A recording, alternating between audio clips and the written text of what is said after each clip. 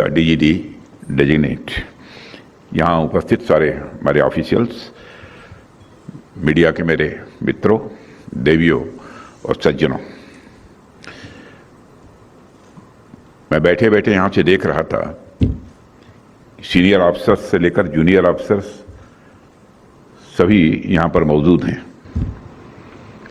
और ऐसे कार्यक्रम में सबका एक साथ होना मैं समझता हूँ कि संवाद के लिए, बातचीत के लिए बहुत ही अच्छा अवसर होता है।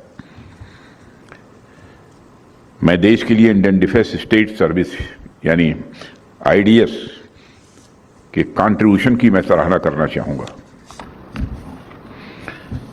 आप सभी जानते हैं कि आईडीएस लगभग 200 वर्षों से अधिक का समय गुजर गया।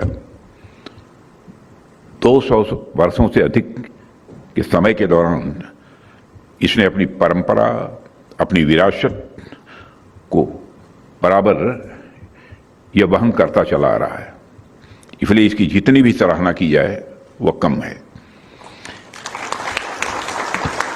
साथियों, इंडियन डिफेंस स्टेट्स सर्विस का दायरा कितना व्यापक और कितना इम्पॉर्टेंट है, इसे सिर्फ इस बात से समझा जा सकता है कि आज आर्म्ड फोर्सेस के साथ मिलकर यह सर्विस लगभग 18 लाख एकड़ से भी अधिक डिफेंस लैंड का मैनेजमेंट करती है और यह कोई, मैं मानता हूं कि साधारण जिम्मेदारी नहीं है। यह बहुत बड़ी जिम्मेदारी है, क्योंकि हमारी जो डिफेंस लैंड है वो सिर्फ एक भूमि का टुकड़ा नहीं है, बल्कि हमारे डिफेंस मैकेनिज्म की एक वो फाउंडेशन है, वो बुनियाद है। आईडीएस देश भर में 61 छावनियों का संचालन करती है, जिसमें लगभग 21 लाख से अधिक नागरिकों का भी निवास होता है। इसका मतलब यह है कि डिफेंस स्टेट सर्विस का काम सिर्फ मिलिट्री रिलेटेड इंस्टीट्यूट तक ही सीमित नहीं है, बल्कि इसका काम सीधे तौर पर लाखों नागरिकों के जीवन से भी जुड़ा हुआ है। इसलिए व्यापक रूप से देखा जाए तो आईडीएस का दायित्व दोहरी प्रकृति का होता है। एक तरफ यह सर्विस डिफेंस लैंड की सुरक्षा करती है और दूसरी तरफ यह नागरिकों के कल्याण और उनकी जरूरतों का भी ध्यान रखती है। यानी यह सर्विस न केवल हमारे राष्ट्र की सुरक्षा में योगदान देती है, बल्कि अपनी सामाजिक जिम्मेदारी का भी यह निर्वाह करती है। दरअसल यह मिनिस्ट्री ऑफ डिफेंस की एकमात्र ऐसी सर्विस है जो डायरेक्टली और कॉन्टिन्यूअसली आम नागरिकों के रोजमर्रा की जिंदगी से जुड़ी हुई है।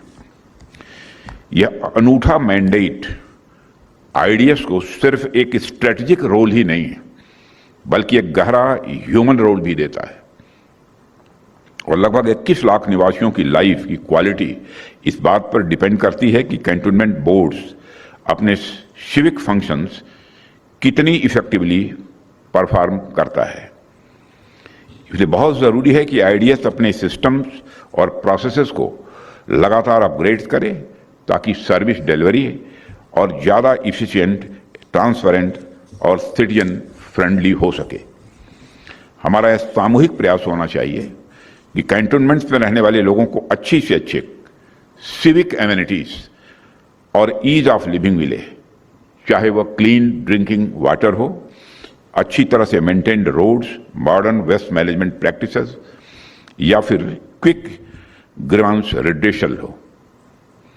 कोई भी कैंटोनमेंट का नागरिक कभी भी वंचित या पीछे अपने को छूटा हुआ महसूस न करे। मैं समझता हूं यह आप सबकी ही जिम्मेदारी बनती है और मैं यह भी मानता हूं कि जिस स्मूथनेस के साथ आप लोग यह बड़ी जिम्मेदारी निभा रहे हैं, इसके लिए आप सभी मेरी तरफ से बधाई के पात्र हैं। और साथियों, मुझे ऐसा लगता है कि किसी छावनी को संभालना यह कोई आसान काम नहीं है, क्योंकि मैं देखता हूं कि हम लोगों तक भी बहुत सारे लोग अपनी प्रॉब्लम्स को लेकर पहुंचते रहते हैं। पानी की सप्लाई हो, बिजली का नेटवर्क हो, सड़कों की साफ सफाई हो या फिर हॉस्पिटल और स्कूल तक की व्यवस्था, हर चीज आपके जिम्मे ही रहती है। और खास बात यह है कि आप इन सब को मैनेज करते हुए हमेशा इस बात का ध्यान रखते हैं कि छावनी इको फ्रेंडली भी बनी रहे। इसको कार्बन न्यूट्रल होने में मैं देख रहा था 2047 की प्रतीक्षा क्यों कर रहा है। कार्बन न्यूट्रलिटी के लिए 2047 की प्रतीक्षा करने की कोई जरूरत नहीं है, यह काम पहले भी हो सकता है। लेकिन मुझे लगता है कि 2047 तक विकसित भारत का लक्ष्य प्रधानमंत्री जी ने निर्धारित कर रखा है, इसीलिए आपने भी उसको बढ़ाकर 2047 कर दिया होगा। एक बात सोचिए, आप लोग विचार करिए, क्या उसके पहले इसको किया जा सकता है कि नहीं है। और मेरा ख्याल है कि आप चाहें तो 10 वर्ष पहले भी कर सकते हैं, 35 तक भी इसको पूरा कर सकते हैं। और यदि कोई चैलेंज यदि कोई बड़ा है, आपको लगता है कि उसमें हम लोगों के सहयोग की आवश्यकता है, तो हम सहयोग करने के लिए पूरी तरह से तैयार हैं। आज हम देखते हैं कि बड़े बड़े शहरों में तो छोड़िए, छोटे शहरों और गांवों तक में भी हरियाली कम होती जा रही है।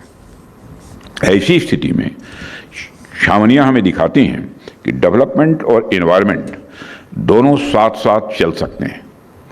कोई भी व्यक्ति, चाहे वह देश में कहीं भी बैठा हो, जब वह किसी शहर की सैटेलाइट तस्वीर देखता है तो उसमें जो कैंटोनमेंट्स होते हैं अलग ही एकदम हरी भरी, साफ सुथरी और सुव्यवस्थित नजर आती हैं।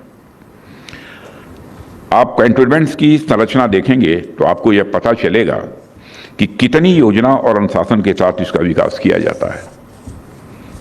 मैं जब भी छावनियों में आता हूं अथवा इसके पहले भी जाता रहा हूं, तो मुझे सिर्फ सेना और वहां के प्रशासन की गतिविधि ही नहीं, बल्कि एक अलग ही माहौल देखने को मिलता है। यहां बच्चों के खेलने की अच्छी जगह हैं, परिवार के साथ घूमने के लिए आपको पार्क्स भी उपलब्ध हैं, धार्मिक स्थान भी हैं, ऐतिहासिक वहां पर इमारतें भी आपको देखने को मिलती हैं।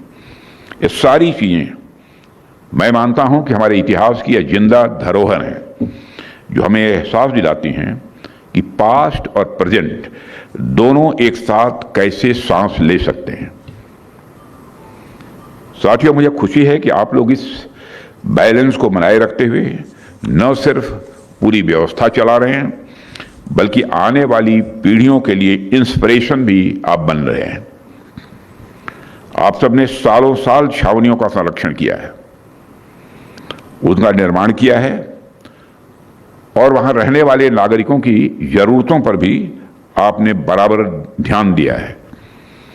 यह काम कोई छोटा काम नहीं है, यह काम अपने आप में बहुत बड़ा भी है, और मैं कह सकता हूं यदि इस काम को ठीक तरीके से आपने किया तो यह आपका काम इंस्पायरिंग भी है, प्रेरणा देने वाला भी है।